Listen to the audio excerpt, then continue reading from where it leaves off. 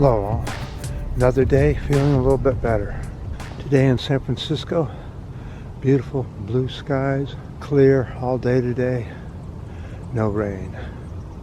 Temperature is supposed to be in the low 70s. Let's go up here and do my video, see what's happening around the world. Okay, well, there's a brief break in all the human action.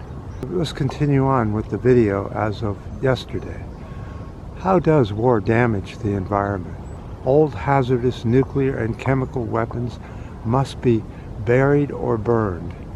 So there you go. Loads of old weapons from World War II, I, Vietnam, Iraq, they're all buried and burned, which adds to the pollution. The legacy of old wars in the ground. The problem of old landmines left in the ground.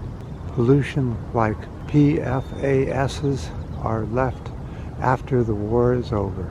Now let's talk about landmines for a minute. Now we've seen that in Vietnam, where Laos, Cambodia was just riddled, and still is, with old landmines, where children and animals are getting themselves blown up because of it.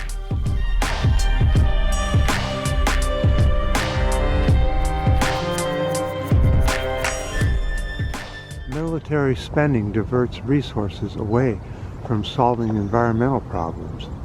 The use of natural resources like oil, gas, water, and metals are used up faster in war than they are when industry uses. Industry is a lot more efficient. War is just about speed and getting things out and done, regardless of how wasteful it is. High-intensity wars require vast quantities of fuel, leading to massive CO2 emissions and contributing to climate change.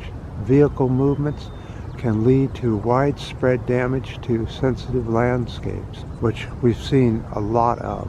There's scars all over this planet from World War II and the wars after that. Explosive weapons create vast quantities of rubble that must be disposed of. Now we've seen that in Ukraine just recently. Look at all the mass crap left because of all the missiles sent in, hitting apartment buildings and creating rubble in their place.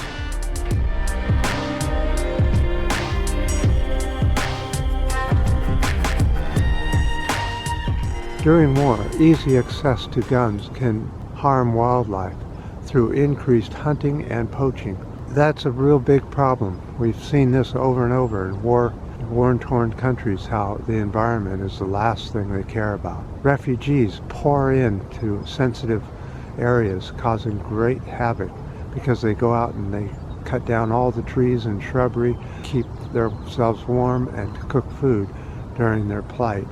And this is a real big problem in all wars, and always has been.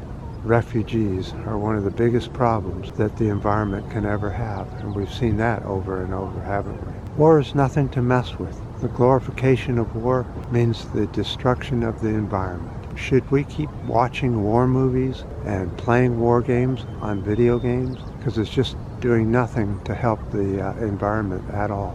It'd be best if we were done with war and made it obsolete like it needs to be. I definitely appreciated all the comments on the last videos. Unfortunately, YouTube isn't allowing a lot of comments on anymore. If you put in more than 3 or 4 sentences, it seems like they delete the comment altogether.